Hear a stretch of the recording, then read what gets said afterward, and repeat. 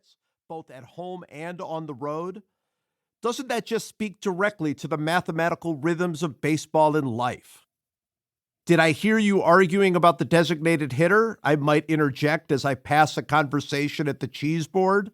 Funny thing, did you know that there were efforts to add the designated hitter to baseball going as far back as 1891?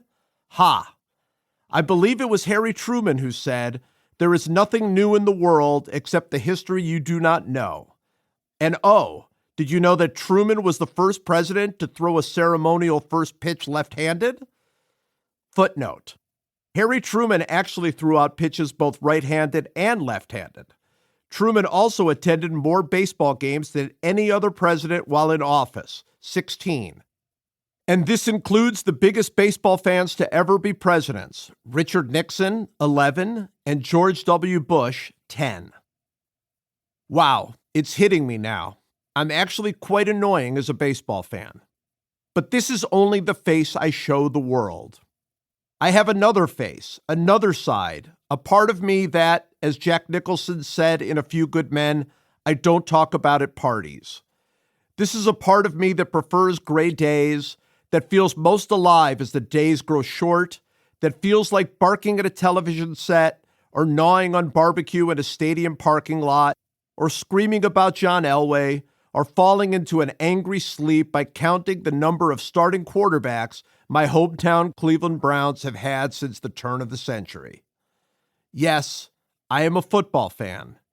No, wait. Now I can't get it out of my head. All those tragic Browns quarterbacks. The Browns left Cleveland after the 1995 season to go play in Baltimore. I was at that last home game. What was it like? It was like watching your own open-heart surgery without anesthesia. They came back, though, in 1999. Well, a new team called the Browns came to town. The freshly named Ravens stayed in Baltimore.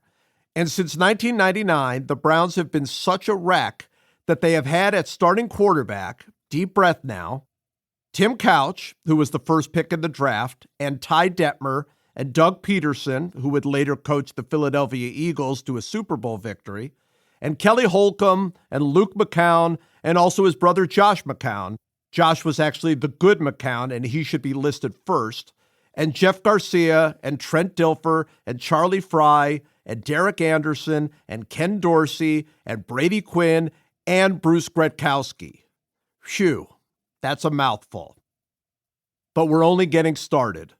They also had Colt McCoy and Jake Delhomme and Seneca Wallace and fellow philosopher Thaddeus Lewis and Brandon Whedon and Jason Campbell and Brian Hoyer and Spurgeon Wynn, probably the best Spurgeon ever to play in the NFL, and Connor Shaw and Johnny Football himself, Johnny Manziel, whom they drafted on the advice of a homeless person. Footnote: this is not a joke. The team owner really drafted Johnny Manziel on the advice of someone who was lying down on the street in front of draft headquarters. And Robert Griffin III and Cody Kessler.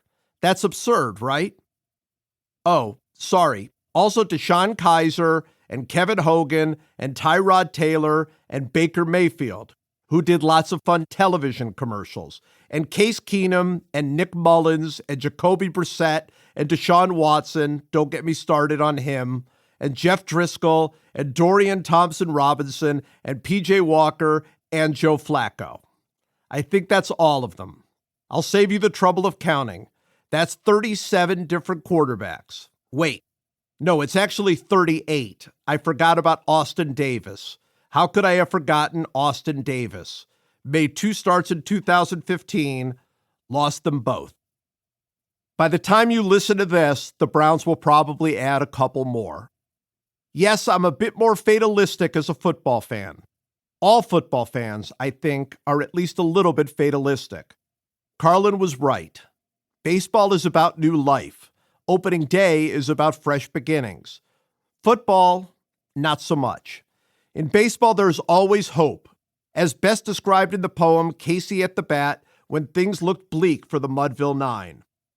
A straggling few got up to go in deep despair. The rest clung to the hope which springs eternal.